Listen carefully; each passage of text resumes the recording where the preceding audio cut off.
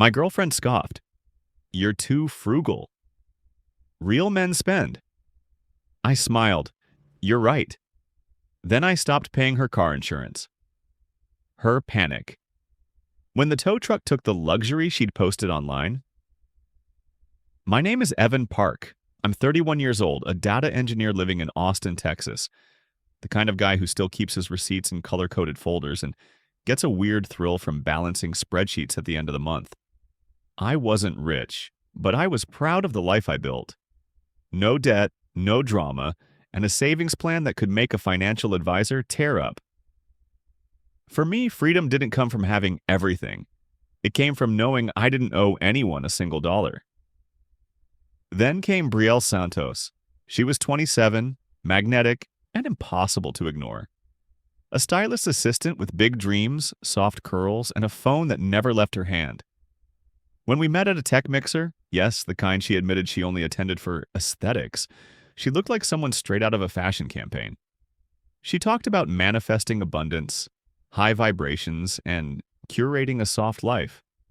I didn't even know what that meant back then. At first, I found it charming. She'd take photos of our dinners, post captions like, "When he gets you, you glow differently," and tag me with a heart emoji. Her world was polished and filtered, and I felt flattered to be part of it. But somewhere along the line, the filters turned into expectations. She started making subtle digs about my car, like a 6-year-old Honda I'd paid off early. It's practical, she'd say, in that careful tone people use when they mean the opposite. When I mentioned saving for an investment property, she blinked at me like I'd said something unromantic. "Why not enjoy life now?" she laughed. "You can't take your emergency fund to Paris." It wasn't a fight, not yet. Just one of those invisible cracks that appear quietly like a hairline fracture in glass. A few months in, she asked me to add her car to my insurance plan, just for convenience. It wasn't a huge deal, her record was clean, and I didn't mind helping out. But soon it wasn't just insurance. It was her phone bill, the streaming services, the weekend getaways she'd insist were content opportunities. When I hesitated, she'd tease, "Come on, Mr. Spreadsheet, real men spend. You work in tech, live a little." The line was delivered with a smile, but it stayed with me. Not because it hurt, but because it revealed something. Brielle didn't see my discipline as stability. She saw it as scarcity, and maybe that's when I started seeing her differently too. Still, I didn't argue. I just adjusted, quietly, took note of the receipts, the policy renewals, the small lies about clients who needed to borrow her car. Until one afternoon she mocked me again in front of friends. Evan's too frugal to surprise anyone.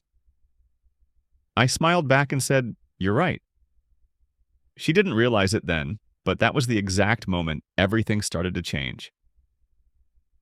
The moment the words left her lips. "You're too frugal. Real men spend." The table fell silent for half a second. It wasn't what she said, it was how she said it, like a punchline that landed exactly where she wanted it to.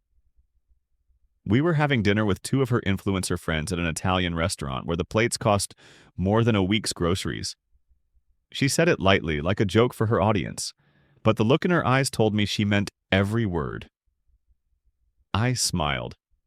Not the kind of smile that argues, the kind that ends an argument before it starts. "You're right," I said quietly, setting my fork down. "Maybe it's time I change that." She grinned, thinking she'd won. The next morning, while she slept off her wine, I sat at my desk and opened my laptop. Email to Allstate. Subject line, "Policy termination request effective in 30 days. Please remove vehicle 2018 Mazda CX-5 from my active policy. Effective at the end of the billing cycle. The secondary driver, Brielle Santos, will be informed to purchase her own coverage." I hit send. No drama, no shouting, no revenge. Just a quiet line drawn in a place she didn't even realize she'd crossed. Over the next few weeks, I watched her post like a silent observer of my own life. "Manifesting a soft life," she captioned, standing in front of the very car I'd been paying to insure. Working hard, spoiling myself because I deserve it, another read, though the working hard part was questionable. I reminded her twice, once by text, once by email, that her coverage would end in mid-May. Her response? A single laughing emoji. By the time the date came, I'd stopped expecting her to take it seriously. On May 17th, 9:42 a.m., I received the confirmation email. Policy terminated as requested. Driver no longer covered. 2 days later, I saw her car parked in the visitor's lot of my apartment complex. The sticker on her windshield, "Insurance verified," had expired. I stood by my window sipping coffee as the tow truck rolled in. The driver checked his clipboard, double-checked the license plate, and began hooking up her luxury SUV while she ran down the steps in her robe, screaming, "You can't take that!" "It's mine." The guy shrugged. "Talk to your insurance, ma'am." Her voice cracked. "My what?" From my window, I watched her world, the one she'd built on filters and flexing, start to crumble in real time. And I didn't feel vindictive. Just done. She wanted a man who spent. So I finally did. Just not on her. After the tow truck fiasco, Brielle didn't speak to me for 3 days. Not a text, not a call, not even a passive-aggressive post, which for her was more suspicious than silence. Then, on the 4th day, she appeared at my office building. Full glam, hair curled, sunglasses on indoors. The kind of look you wear when you want everyone to see you winning. She leaned on the reception counter and smiled like nothing had happened. "Evan, babe, you won't believe what those idiots did. They towed my car. Can you call your insurance and fix it?" "They said you canceled the policy by mistake." I closed my laptop and looked her dead in the eye. "No mistake." Her smile froze like someone had pressed pause. "What do you mean, no mistake?" "I mean, I canceled it. You said real men spend, right? So I decided to stop spending like a fool." The receptionist swallowed hard. You could have heard the hum of the printer in the silence that followed. Brielle blinked once, twice. "So you're punishing me?" "No," I said calmly. "Just letting you live your definition of independence." She huffed, grabbed her bag, and stormed out. But not before muttering, "You'll regret this when you're alone again." I didn't regret it. I just started counting. See, Brielle's entire identity was built on presentation. Photos, likes, DMs, validation. I'd been part of the background of her story, not her partner in it. Now, I wanted to see what happened when that background disappeared. Within a week, her stories shifted tone. Can't believe how toxic people can be when you're doing well. Some men can't handle a confident woman. Everything happens for a reason. Translation, her car loan company had called. Late payment, insurance invalid. By week 2, her soft girl lifestyle started unraveling. The spa photos stopped. The brand collab packages dried up. Even her besties, the same ones who used to tag her in every champagne brunch, began ghosting her. I didn't post anything, didn't clap back, but I started saving everything. Screenshots of her bragging about her self-made car. Text messages where she'd mocked my budgeting. Invoices showing every month I'd covered her insurance, maintenance, and even her car note when she forgot. Piece by piece, I built a quiet archive. Not out of spite, but for clarity. I wanted to remember the truth the next time she tried to rewrite it, and right on cue she did. 2 weeks later, she showed up at my door with fake tears and a trembling voice. "Evan, the car company says they'll repossess it. Can you just help me this one time?" I looked her up and down. Silk dress, designer bag, iPhone 15 Pro. "Sell your phone," I said. Her jaw dropped. "You're serious?" As serious as the tow truck driver was. She tried to laugh it off, but her voice cracked halfway. "You're really going to let me lose everything over this?" "No," I said quietly. "You lost everything when you turned love into a price tag." And when the silence stretched between us, I realized something. This wasn't revenge. It was release. She left that night, but it was only the beginning, because I hadn't yet told her what was coming next. The clause in her lease agreement that had my name on it. 3 days after that door confrontation, my phone buzzed with a notification from my property manager. Tenant Brielle Davis has missed her rent payment for the second time. Please confirm next steps. I stared at the message for a long moment, then smiled. See, the apartment Brielle was living in wasn't hers. She'd told everyone it was. On social media, it was her place. Hashtag girlbossvibes, hashtag mysanctuary, hashtag independent living. But in reality, the lease was in my name. When we first started dating, she'd moved into my second property, a small, modern unit I'd bought as an investment before I even met her. I let her stay there while she got on her feet. And she did. Right into high heels that never touched the ground. She'd insisted on redecorating, marble wallpaper, gold frames, a $2,000 couch she bought on my credit card. And she'd promised, I'll pay you back once my influencer deals come through. Those deals never did, so when I got the notification, I called the manager and said 8 words I'd been waiting to say for months. Start the process. She's no longer my responsibility. The manager hesitated. You're sure? She said she's the co-tenant. I laughed softly. Check the paperwork. She's listed as an occupant, not a co-tenant. That night, Brielle posted another cryptic story. Men always try to tear down what they can't control. Irony had never looked so filtered. By Friday, the official notice went out. Eviction in 30 days. When the realtor called her to schedule the showing for potential new tenants, I can only imagine her face. But I didn't have to imagine for long.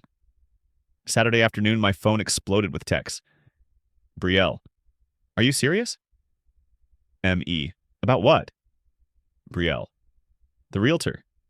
She said you're selling the place. Me. Technically renting it out again. You've had months to find your own. Brielle, you can't just throw me out.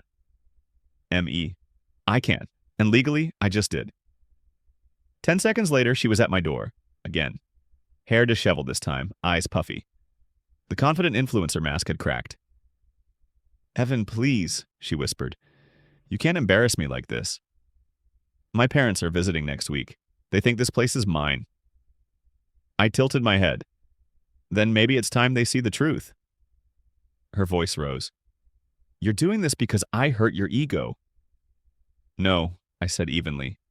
I'm doing this because I spent 2 years funding your delusion. And it's time reality paid you a visit. She glared, tears streaming down her face. You'll regret this. You always need to win. I shrugged. No, Brielle. I just stopped losing. She stormed out, slamming the door so hard a photo frame fell off the wall. I picked it up, an old picture of us from the first year, back when her laughter wasn't staged and my wallet wasn't her safety net. For the first time, I didn't feel angry, just tired. By Monday, the realtor sent me an update. Property listed. Current occupant refused to cooperate, claimed ownership but provided no proof. Prospective tenant viewed space today. She arrived mid-showing, screamed at both of us. I replied simply, document everything. And that's when the story really went public. Because Brielle wasn't the type to accept consequences quietly. She was the type to weaponize the internet. She posted a video that night, tear-streaked, trembling voice, emotional music. Title, He Kicked Me Out After Using Me.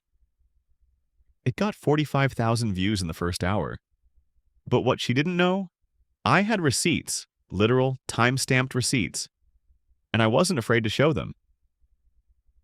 By Monday night, her video was everywhere.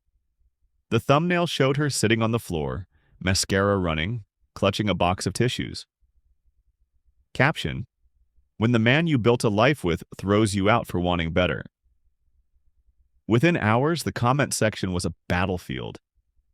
Some people took her side instantly. Men can't handle strong women. Others ask simple questions. Wait, why is your name not on the lease? But the real chaos started when she tagged me. Not just once, 5 times. I woke up to hundreds of DMs, angry strangers calling me names I hadn't heard since high school. Manipulator, narcissist, cheap loser. Normally I'd ignore it, but this time something in me snapped. Because I'd watched her twist reality for 2 years, and I wasn't letting her rewrite the ending. So I posted one video. No edits, no filters, no music. Just me, sitting in the kitchen with a folder of documents. Hi, everyone, I began calmly. This is Evan, apparently the cheap narcissist in Brielle's story. She forgot to mention a few details. I laid the papers out one by one. First, this is the lease agreement, signed by me, dated 2 years before we met. Second, here's her credit card bill, $1,842 from Maison Luxe, paid with my card. Third, these are her Instagram captions about her apartment. The one she never paid rent for, I ended the video quietly. She didn't lose a home. She lost access. Then I uploaded it. I didn't tag her, didn't add hashtags, didn't even look at the camera for validation. Within 24 hours, it had 300,000 views. By the next day, 1 million. Comment after comment flipped the script. So she was living in his property? Bro handled it with receipts, not rage. Respect. Influencers really think lies can beat paperwork. Brielle responded with another video, angrier this time. She accused me of violating her privacy, of trying to destroy her reputation. But that only made things worse.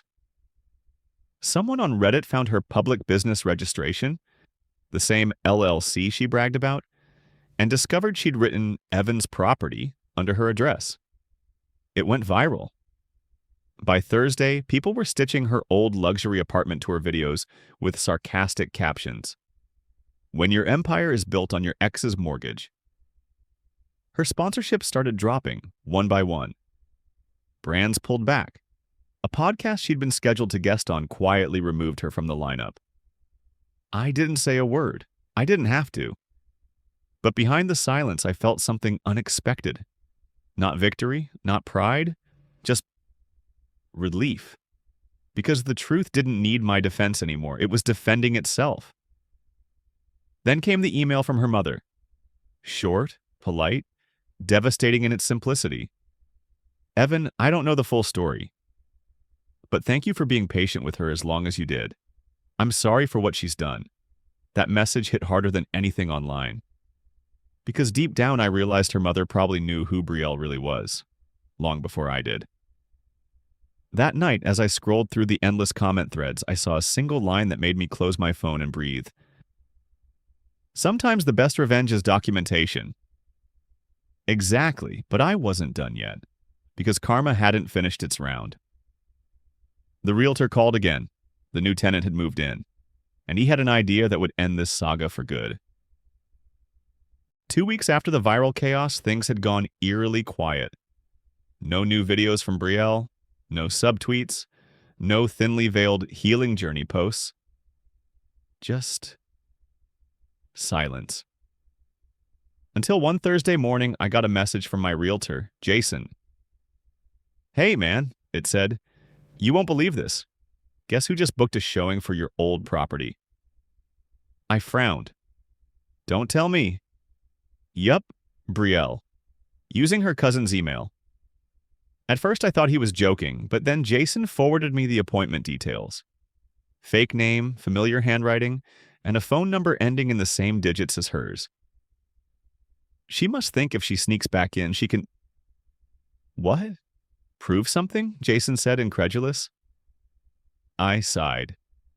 Let her come. I keep the cameras rolling Saturday afternoon. Jason met her at the property. She arrived in oversized sunglasses and a scarf like a celebrity avoiding paparazzi. He played along, unlocking the door, giving her the usual tour. Then he asked, So, Ms. Brooks, why this apartment? She smirked. It just feels familiar. He smiled back, reached into his jacket pocket, and pulled out a clipboard. Well, that's because it is. Welcome back, Brielle. You're on camera, by the way. Her face drained of color. You can't film me without permission. Oh, I can, Jason said coolly, because this property's been a part of a documentary project I'm filming. Tenants from Hell. And congratulations, you just volunteered. She stormed out, screaming about lawyers, harassment, and revenge, but the footage had already done its job, because when she tried to post another video a few days later, accusing me of staging everything, the internet wasn't buying it anymore. Someone in the comments section posted the showing footage. The same footage Jason had quietly uploaded to his real estate TikTok, captioned, "When your ex tries to rent the house you got evicted from." 5 million views in 24 hours. Her account disappeared again the next day, mass reported for misinformation and harassment. And just like that, she was done. But karma wasn't finished. A few weeks later, one of her old brand partners reached out to me directly. "Hey, Evan," the message read. "Sorry for the weird question, but would you be open to being interviewed?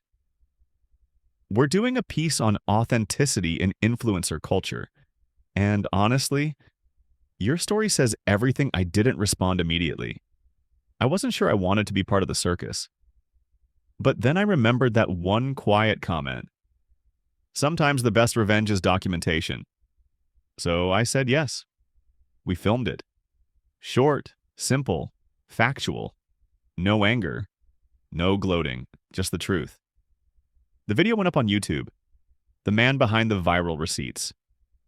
It trended for 2 days. When the interviewer asked if I had any final thoughts, I said, "Sometimes love blinds you." But losing someone like that isn't a tragedy. It's an audit. You don't lose anything real. You just clear the debt that quote blew up. Even people who'd never seen Brielle's meltdown shared it as a breakup motivation clip. A week later, my new tenant, a quiet nurse named Olivia, texted me a photo. "Hey, just thought you'd like to know. Your old place feels like home again." No drama, no cameras, just peace. I stared at the message for a long time. For the first time in 2 years, I wasn't reacting to chaos. I wasn't defending myself. I was simply done. That night, I deleted every screenshot, every file, every receipt. The past had already paid its balance. Then I stepped outside, looked at the stars above Phoenix, and whispered, "Some lessons cost a fortune. Others just cost a subscription to reality." By the time the documentary clip hit 1 million views, the narrative had completely flipped. People weren't calling me the cheap ex-boyfriend anymore. They were calling me the guy who dodged a PR grenade. But behind the noise, I knew there was one more storm brewing, the legal one. Because a few days after the documentary aired, I got a letter from Brielle's lawyer. Or rather, from a lawyer she'd found on TikTok.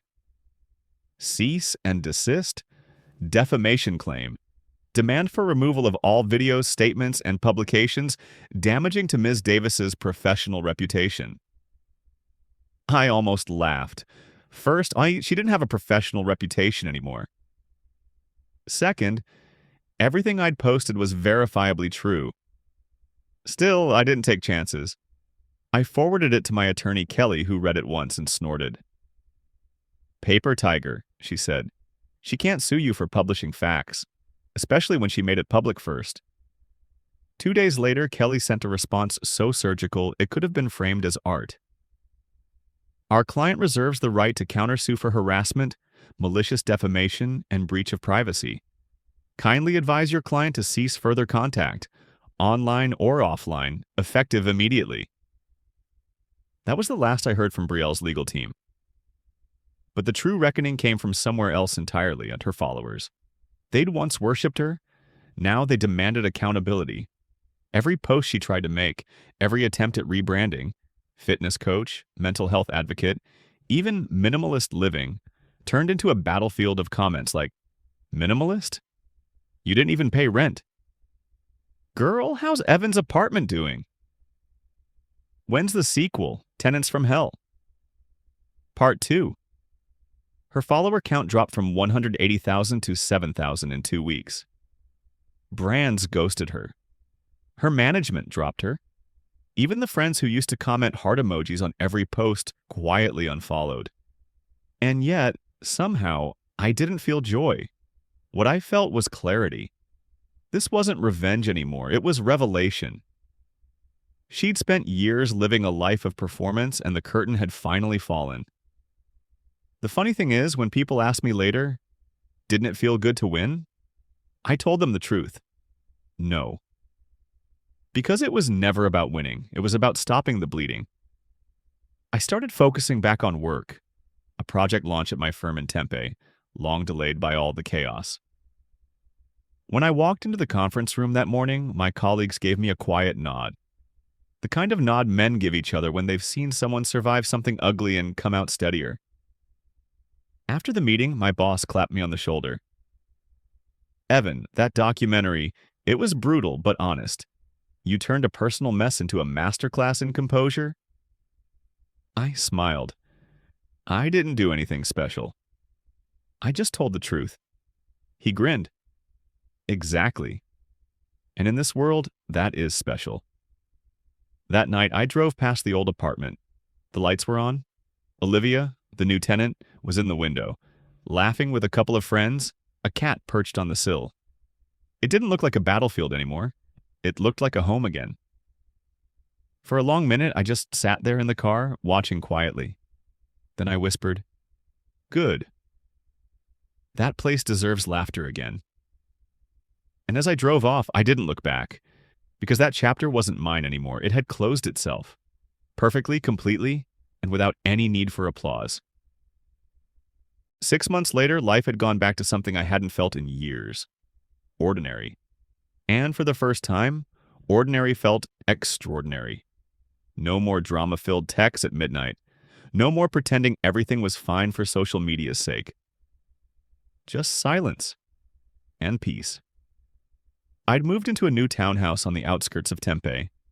Nothing flashy, just space, light, and the kind of calm that doesn't need validation.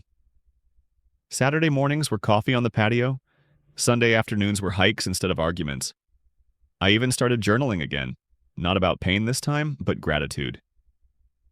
Then one morning, while scrolling through my phone, a headline caught my eye. "Disgraced influencer tries comeback after viral scandal." There she was. Brielle. Same confident smile, but the comments told a different story. Didn't she scam her ex? Girl, sit this one out. We've seen the receipts. She'd tried to reinvent herself again, this time as a digital accountability coach. The irony was almost poetic, but I didn't comment, didn't share, didn't even screenshot, because real closure doesn't need an audience, it just needs acceptance. A few days later, I ran into Jason, the realtor, at a coffee shop. He waved me over, grinning. "Hey, you won't believe this," he said. "The Tenants from Hell video hit 10 million views. People keep quoting you." Quoting me? I laughed. "I didn't even say much," he smirked. "Exactly." You didn't have to. That night, I came home, set my phone face down, and sat in the quiet.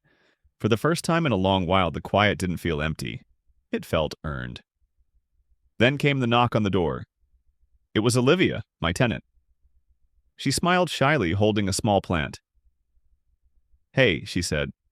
"I know it's weird, but I've been growing this since I moved in." Thought you might want it? I took the plant. A tiny jade tree, still young but sturdy. "Thank you," I said. "It's beautiful." She shrugged. "New beginnings, right?" I smiled. "Yeah, new beginnings." When she left, I placed the jade tree by the window. The same kind of window Brielle once filmed her perfect apartment selfies in. But this time, no cameras, no illusions, just sunlight. And as I looked at that little green plant soaking up the light, I realized something I wished I'd known years ago. Peace doesn't come from proving someone wrong. It comes from finally having nothing left to prove. I whispered to the quiet room, not for the internet, not for anyone else, just for me. She said I'd never be enough. Turns out I just needed to be done. Then I closed my laptop, deleted every old file and video, and went to bed early. The world kept spinning. The noise kept roaring. But for once, I was finally free from it. And that, not revenge, not validation, not viral fame, was the real victory.